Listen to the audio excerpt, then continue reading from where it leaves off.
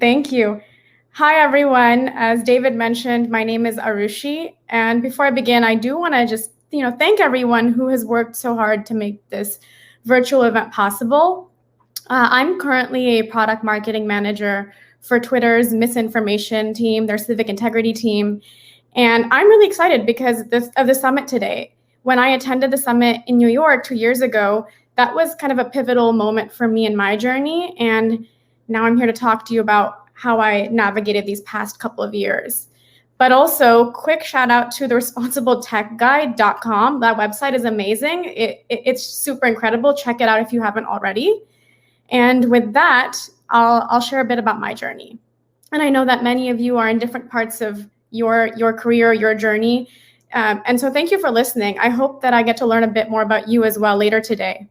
So this past May, I finished up my interdisciplinary master's program. It was a 2-year program that had nothing to do with responsible tech, but it still brought me here, and I'll tell you how.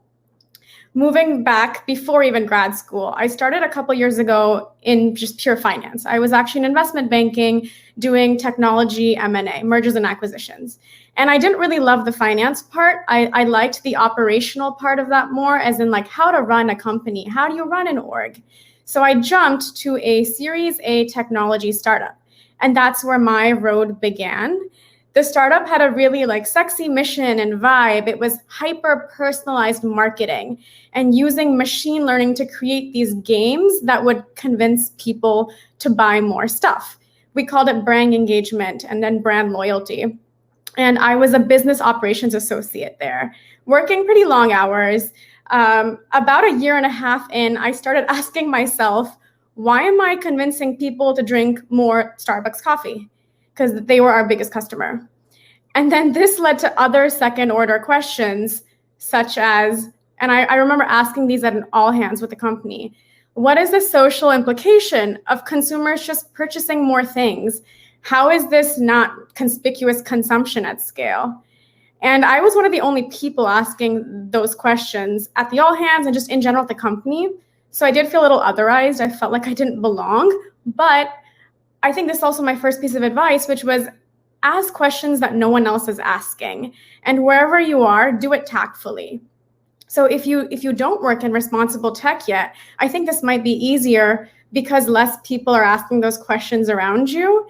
And if you do work in responsible tech, then there's definitely still scope for this because people might actually do something about it. So I think regardless of where we are, we should be asking questions that no one else is asking.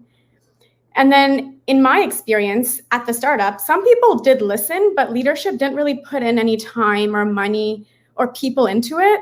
And so if an org didn't put in these 3, I think it meant that they didn't care. And sometimes an org could put in time, money, people, but they don't put the thought or intent in. And then I think it's just ethics washing. And then we definitely should be asking those questions that no one is asking. And that experience at the startup really got me thinking about what is the consequence of what we're doing with technology, with even business. Eventually, it led me to pursue grad school. And I found my program, which was called Masters in Design Engineering at Harvard's engineering school and their design school, just by Googling it. And I talked to alumni from the program. And my program had nothing to do with responsible tech. It was where you split half your time in engineering school and the other half in architecture and urban studies, but I customized it to my interests. And that's where my second point comes in, which is about the double diamond methodology. And those of you who are in design or human-centered design, you've probably heard of double diamond, where you diverge and then you converge and then you diverge and converge. And you start with exploration and you end with a solution. But I kind of tried to apply it to my life. And I was new to responsible tech. It was a new field then a couple of years ago, and I decided to take all the classes that I could, research opportunities, volunteer positions in data privacy, in public interest tech, and responsible AI, misinformation. I was trying to explore everything, and it was really rewarding. That's when I took a bus to New York City 2 years ago, and I met David and the All Tech is Human community for the first time, All Tech is Human community. And it was very pivotal for me. So the diverging and converging method really worked for me, but many of you have probably already converged into a specialization within responsible tech. And so if you're in that position, I think it still could be worthwhile to explain your domain from different angles. So if you're in digital privacy, it could be cool to explore how digital privacy is from a legal perspective or economic or regulatory angle. And that's like the interdisciplinary route that David talked about and that many of us already talk about in this field. There's also the cross-functional approach, which is when you're in that domain, but you're exploring different functions. So if you're an engineer, how do data scientists think about it? Or how do designers think about privacy by design? And I think it really lends to our credibility and our expertise if we can speak about one thing from many different angles, because then we start connecting ideas, we start recognizing patterns. And I think double diamonds, if we apply them to our own professional journeys, can be very useful. For myself, I ended up converging on misinformation, actually. And I explored misinformation from different disciplines, like sociologically, technically, economically, and culturally. I did my research thesis in that area because I had personally experienced consequences of the Hindu-Muslim divide in India and how WhatsApp misinformation was making that divide worse. So I launched 8-Minute Project, which you can read more about at 8minuteproject.com. It's something I'm still working on. But I also wanted to bring in my finance background. I understood cost revenue models and how companies make profit at the unit economics level. And so when it came to this debate of, do you keep content up for the sake of eyeballs, or do you prevent its spread and take down that content? I knew I could navigate that not only ethically, but also financially and influence stakeholders the way I needed to. And so that was the pitch that I gave to Twitter and how I professionally moved into misinformation. I highlighted my ability to talk to different stakeholders and how I could influence different stakeholders, and that I also understood how different disciplines viewed this domain of misinfo. So I think double diamond matters because tech is changing constantly, which means that responsible tech will be evolving constantly. And we all have to keep up. It's a dynamic field. So how can we be changing and learning more? The last thing that I did was I tried to specialize my pitch for everything that I applied to. So I had multiple pitches, custom to the role and custom to the audience. My public sector pitch was very different from my misinformation pitch, where in my public sector pitch, I talked about how my interest in ethical data usage would help me influence how governments can protect citizen data. And it's very different from my misinformation story, but both were equally true. They were just different parts of my journey and my story.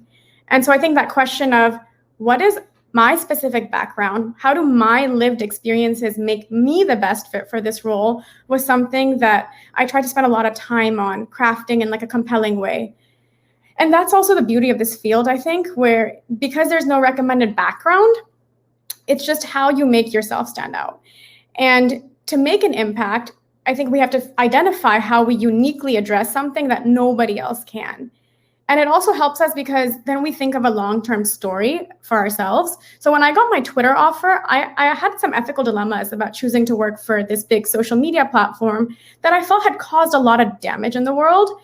And then as I navigated the pros and cons of that, I was able to build my story of how it could still help me in the long term and how I could still make good of this experience. And so that kind of storytelling was really productive for me and my health even and my stress. And so the last thing I'll leave you with is also be nice to yourself, because it's exhausting to be networking all the time and keeping up to date on all these newsletters and podcasts, feeling guilty if you forgot to follow up with someone. But I'd say stay patient with yourself throughout the process. It's something I'm still telling myself. And I think it's okay to reach out to someone 3 to 4 months after you met them. It's better to reach out to them late than to not reach out at all and just take your time, do your thing. So to summarize, I have a minute left. Ask questions that no one's asking. Stay dynamic. Think about double diamond. Specialize your pitch and be nice to yourself. And thank you so much for listening. I think each of you has a really cool background, and there's a lot of passion in this room today that we've brought together, and everyone's really going to drive this movement. So I hope the summit is pivotal for you in your long-term journey. And I'm really excited to meet you all.